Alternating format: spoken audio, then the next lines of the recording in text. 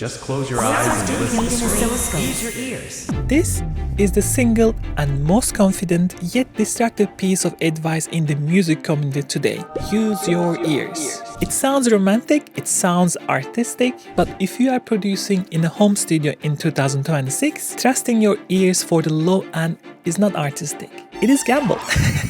And the house, your room acoustics always wins. Today, I'm going to show you how your ears are lying to you and how to finally see the truth. Let's start with the hard reality.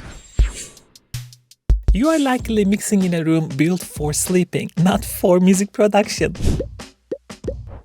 Top left, what producers think, what they hear. Top right, the bedroom. Look at that huge dip around 40 Hz. Here is our living room, a total chaos, and another reference headphone. Look at that dip.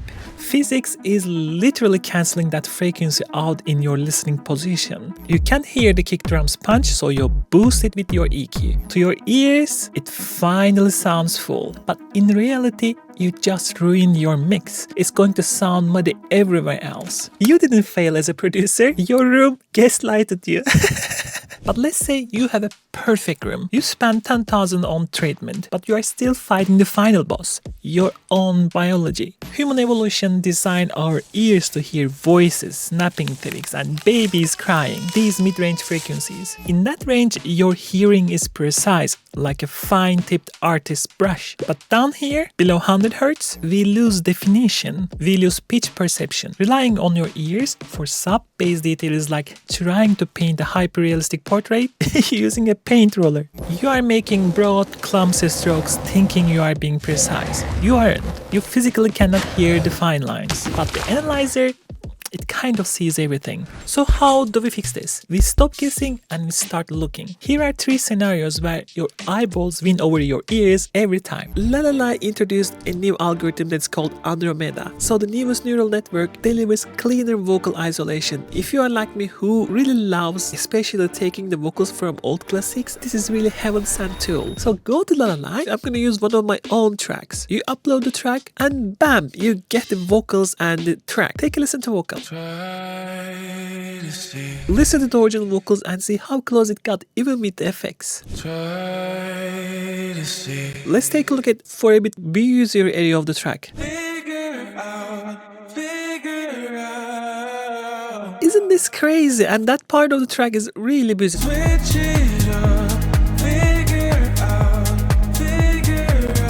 You click on split in full and bam! Now you can download the full separated vocals and instrumental. Let's try one more time. And separate it. This is a good example because it also shows it still does really good job even though there's a heavy vocal auto-tune on top. If you want to try it yourself, check the links below. Invisible phase issue. You layer your kick and sub. It sounds weak. You try to EQ it, you try to compress it. It sounds still, it lacks the punch. Stop touching the faders and EQ. Look at the waveform. See this? Constructive interference versus destructive interference. Your kick wants to push the speaker out, however, your sub wants to pull it in. They cancel each other out. Look at this roll-off. Your sub removing your punch. Let's get the peaks aligned. Here, here, here. And look at that punch. It is here. I talk this a lot in the channel. It is a 30 Hz cut mid. There's so many different issues that arise because of this. You've been told cut everything below 30 Hz to clean up the headroom, right? Look at the transient of this kick. Let's put an EQ, cut that 30 Hz, and look at that again. This is called phase shift. By cutting the lows, we actually smeared the transient energy. You thought you were cleaning up the mud, you end up smearing your transient of your kick. Sometimes effect could be even weirder. Look at this kick. Cool punchy. Look at this fatty initial attack. 30 Hz cut. Look at the results. This looks super weird, isn't it? The whole fatness of the kick is gone.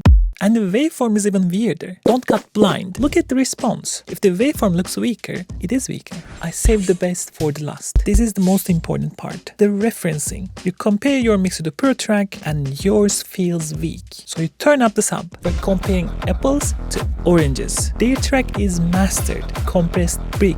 Yours is dynamic. If you want to compare the low end, you have to simulate the master. Crush your track with the limiter first. you need to look at two things, the dynamic response and sustained response. What does that mean? Put an EQ, cut it off. This is more or less the bass, but we are looking at the dynamic relationship between the top point and lower point. This is the footprint of the track. Let's look at our track. Do you see how fast we see the problem? How easy it was to figure out? We are effectively quieter on the sub bass. Now go, move your sub bass up. Look at that.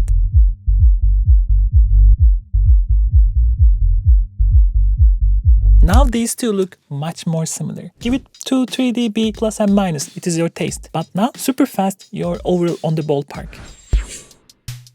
I'm not telling you to stop listening. Your ears are for the soul of the music. Use your ears for the groove. Use your ears for the melody. Use your ears for the camera. Use your ears for the emotion of the track. That is where art lives. But for the low end, for the foundation, that is engineering. And in engineering, we don't guess, we measure. Use your eyes to build the foundation of your house and use your ears to design and decorate it. If you want to see exactly how I set up my monitoring tools and reference my low end, take a look at this video. I go super deep into the concept.